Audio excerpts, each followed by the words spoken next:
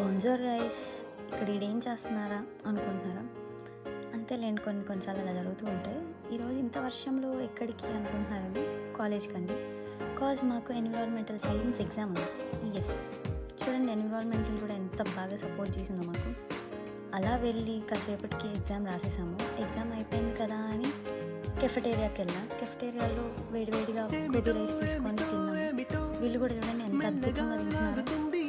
ఇంకా కాసేపటికి స్నాప్స్ పెట్టుకున్నాము, కాలేజ్ అంతా వీడియోస్ తీసుకున్నాము.